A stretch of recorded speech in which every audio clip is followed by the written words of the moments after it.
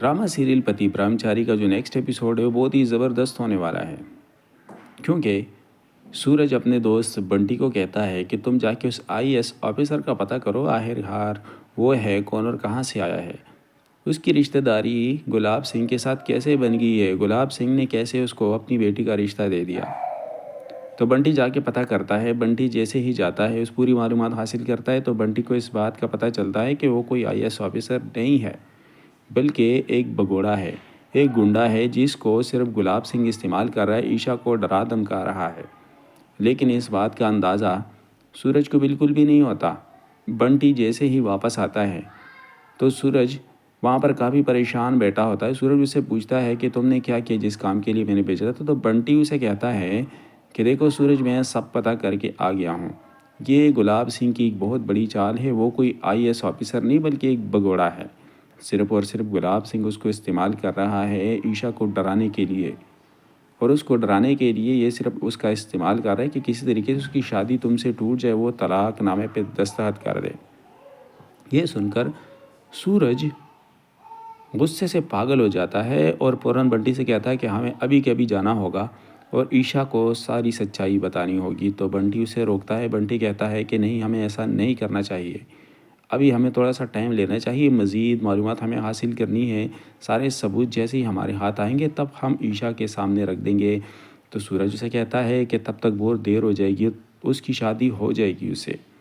ये सुनकर वहाँ पर काव्य आ जाती है और वो कहती है कि मैं जाके बात करती हूँ। लेकिन जैसे ही वो जाती है ईशा के पास, ईशा से बात करती है, तो ईशा उसे कहती है अब पीछे कुछ ही नहीं बचा, मेरे पास और कोई रास्ता नहीं है। तो काव्या उसे कहती है कि अभी बहुत कुछ बाकी है और जो सच तुम्हें सूरज आके ख़ुद बताएगा वो मैं तुम्हें बता नहीं सकती।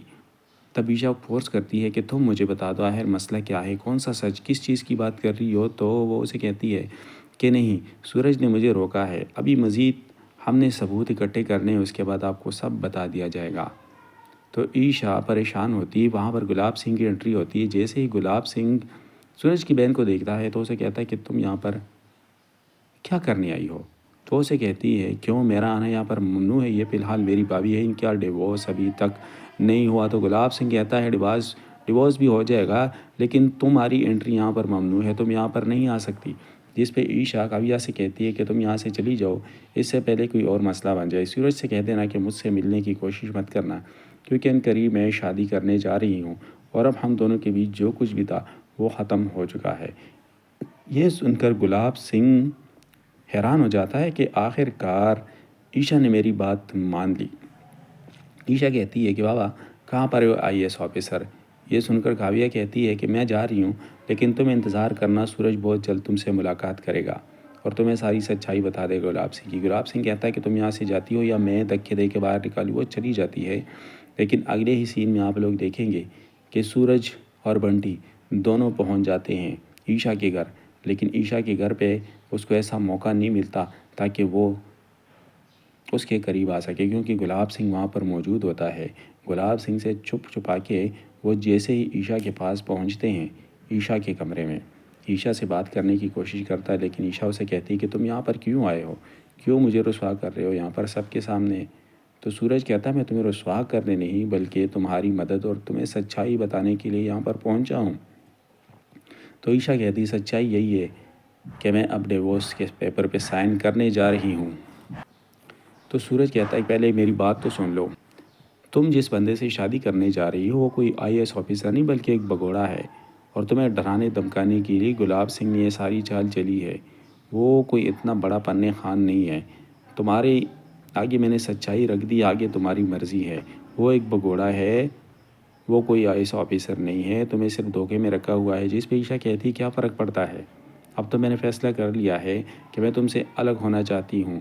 वहाँ पर गुलाब सिंह की एंट्री होती। जैसे ही गुलाब सिंह देखता है कि सूरज उसके घर पे घुसा हुआ है तो फ़ौरन से अपना फ़ोन उठाता है और सूरज से कहता है कि तुम यहाँ से जाते हो या मैं तुझे धक्के मार के निकालूँ, मैं पुलिस को फ़ोन करता हूँ।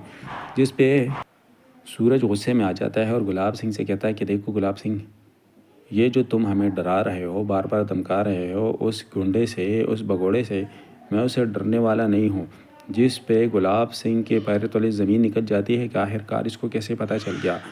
तो वो उसका मूड चेंज करने के लिए कहता है कि ठीक है, फ़ोन उठाता है, मैं फिर फ़ोन करता हूँ, तुम इधर ही रुको। तो सूरज कहता है कि अभी जल्दी से फ़ोन करो, मैं यहाँ पर मौजूद हूँ, जो करना है कर लो।